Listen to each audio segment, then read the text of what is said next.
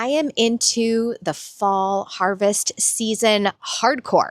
So today I'm going to do a harvest-inspired container.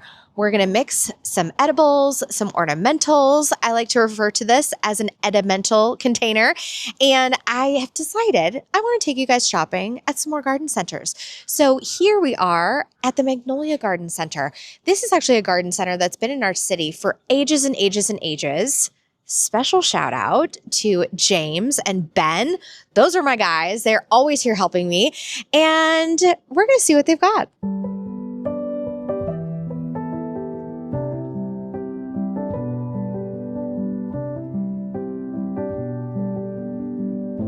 Okay, these Aster pants, these are crazy cute. Okay, look at this purple.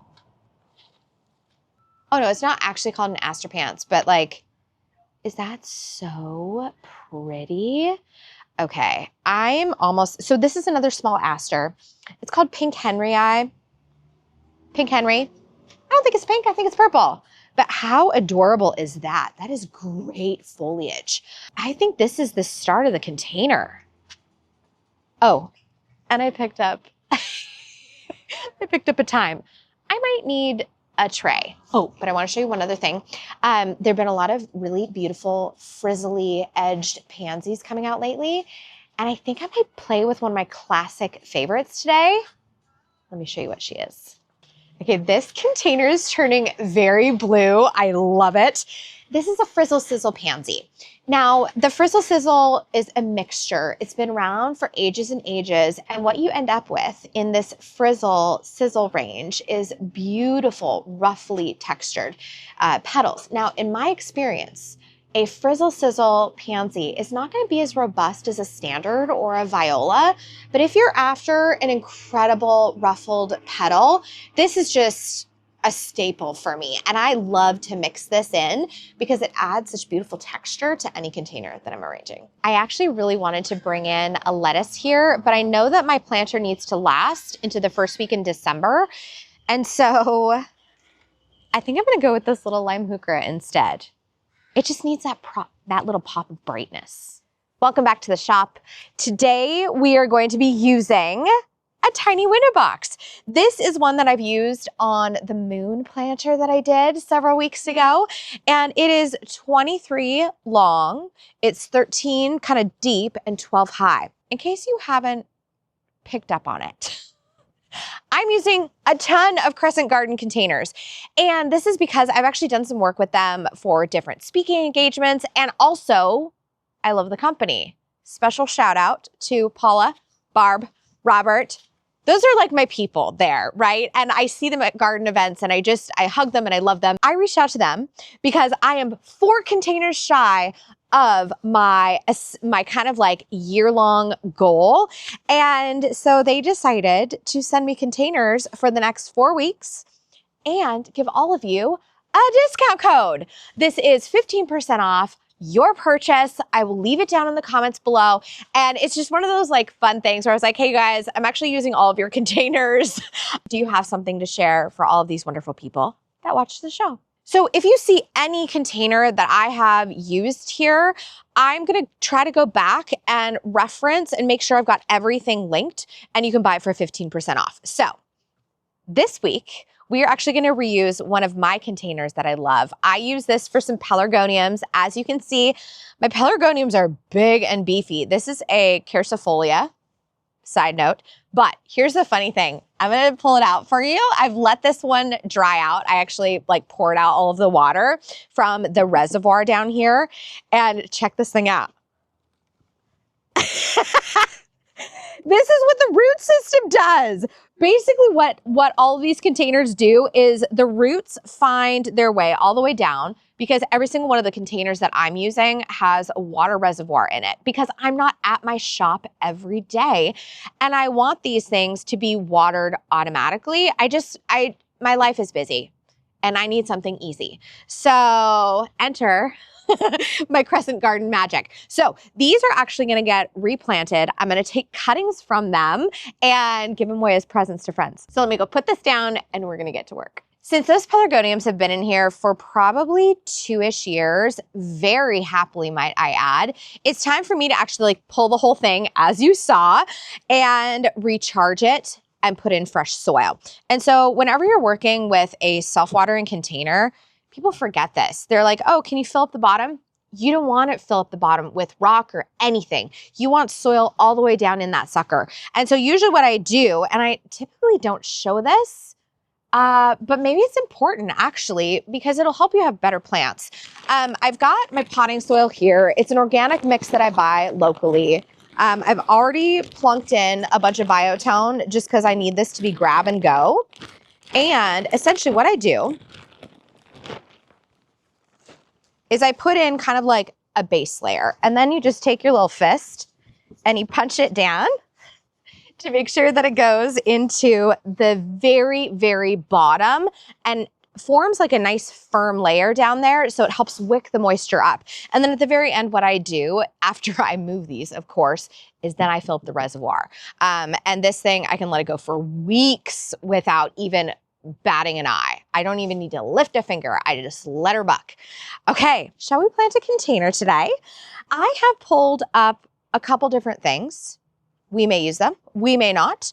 But I wanted it to have this like little edible nod to my container. So I brought in a couple things. I had a rogue random evergreen huckleberry. I love an evergreen huckleberry. I think they are so lovely. You don't see them too frequently, but it's great in a woodland setting. It's a beautiful shrub. Of course, it has a lovely tiny flower, edible berry. It ticks a lot of boxes. Also, the new growth is a really beautiful color. So I think what I'm gonna do is let's just kind of play with some things, because I also thought I may just line up some kale. And this is a Redbor kale. I just love it. I felt like it had this beautiful purple tone to it. So I kind of thought I may actually line this up along the back and potentially put my Aster front and center. That's also an option. Then I could do a third option. I could leave my evergreen huckleberry in the middle, Aster to one side, kale to the other, and I could put my little Heuchera right there in the middle. So I had a little bit of a play off camera, and here's what I've decided. I really want this to be harvest inspired, and this container is a little bit more slim because it's a window box size. If you have a bigger container, evergreen huckleberry, all day, every day. But since I'm dealing with a bit of a smaller container, because I know not everyone has giant containers just like hanging around, what I'm gonna do instead is I'm gonna do like a little wall of kale across the back. It's so cute.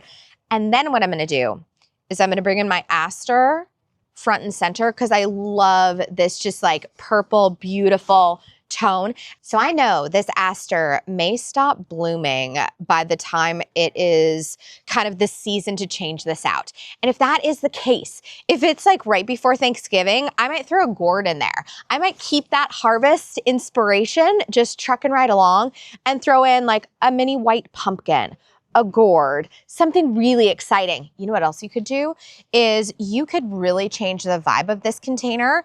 And if this thing goes over, you could sub in a rosemary. You could sub in a Swiss chard. I mean, the options are endless because that Swiss chard, it's got a big leaf, really fun texture, beautiful stem. I know that this Aster will probably be done by the time I go to change out this container, but that doesn't bother me because I've got so many options. All right, now, this is starting to look a little too dark and moody. And so what I decided to do next is I wanna pop it with a bit of chartreuse. Couple options. I've chose a lime marmalade Heuchera. It's one I know, I love, I use it all the time.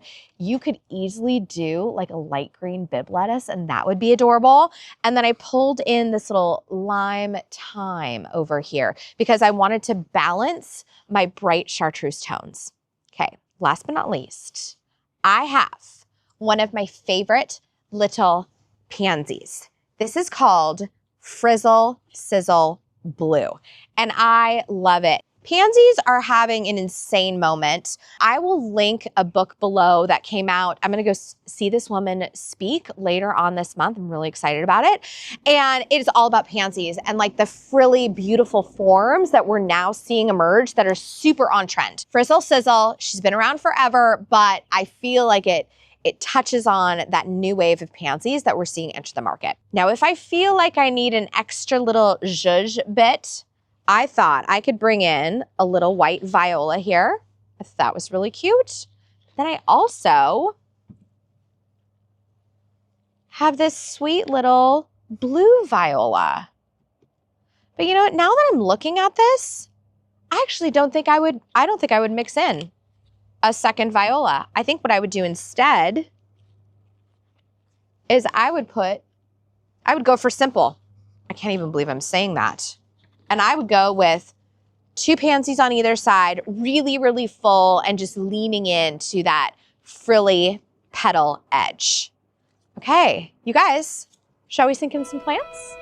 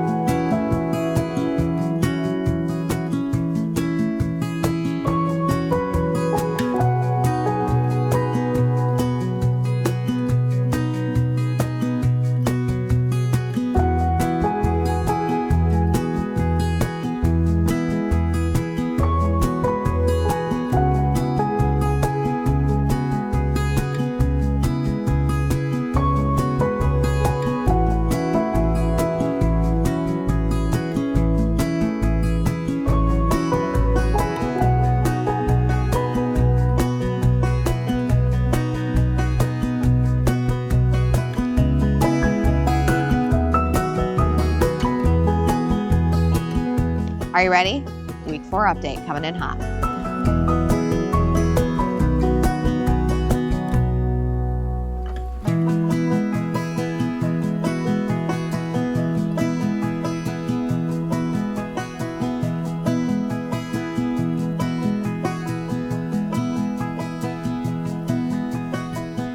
Well, here we are with week 4, and I think this is, I say this every week, but this one I was really excited to show you. It is so feminine and amazing. And you know what's fun? I actually use sage in this container, and look how full it is. This would also be a beautiful herb to add to another edimental container. Now, it is September. And here in Seattle, something that is I would say the Northwest in general, something that really plagues our late summer, early fall garden is powdery mildew. And what I'm noticing is my little coreopsis here, I haven't even deadheaded it, but I'm noticing my coreopsis has the start of powdery mildew. So probably what I'm gonna do here is I'm gonna come in with maybe a copper fungicide and do a little foliar spray on it and see if I can get kind of that little, this little fungus, this little powdery mildew situation under control. You could also, there's also some homemade sprays out there. I'm gonna give a couple of them a shot because I love this plant. And also it's going on for another show of bloom with amazing pink. That's tying in to my anemone. Also, not to be missed, I'm finally getting blooms on my flowering oregano. This is the kirigami. I love it. And then my velvetini cotinus is getting more of a pronounced fall edge. And so I feel like this right now is the epitome of gentle fall. So here we are, finished. We're gonna call this an edimental container.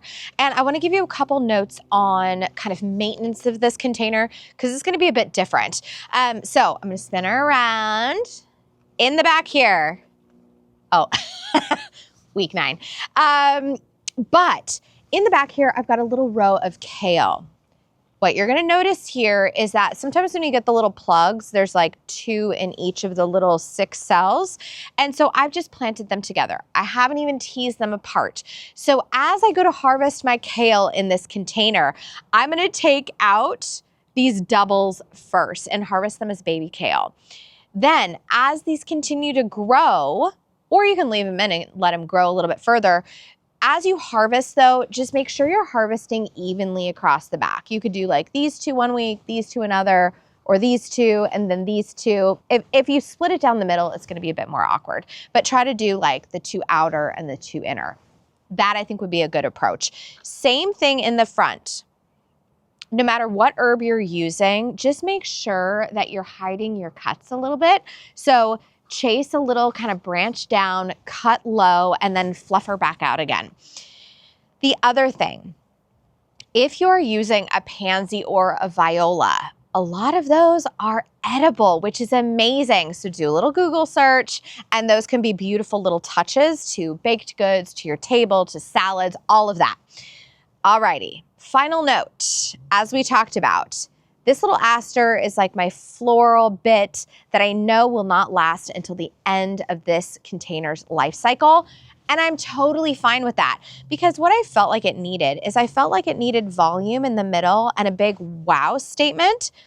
But then my little baby kale here, they're gonna keep on growing and becoming more and more amazing.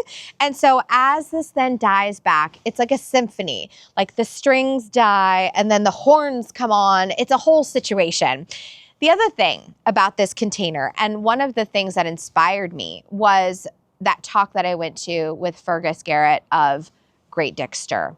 Because when he's talking about the gardens there, he actually talks about them as being incredibly dynamic, ever-changing, and he wants the garden to look different practically every single month. So as certain elements die back, it makes way for the next wave of elements to come on. And so we can achieve just a little hint of that, a little air of that in each container that we do. Okay, my friends, here she is, the final result, our beautiful edimental container. And by the way, this would make an incredible gift for any host that you are going to dinner at their home, maybe Thanksgiving, you're sharing a little meal together. This would be a beautiful host gift. Okay, I'm gonna see you in the next one. In the meantime, say hello to your garden for me.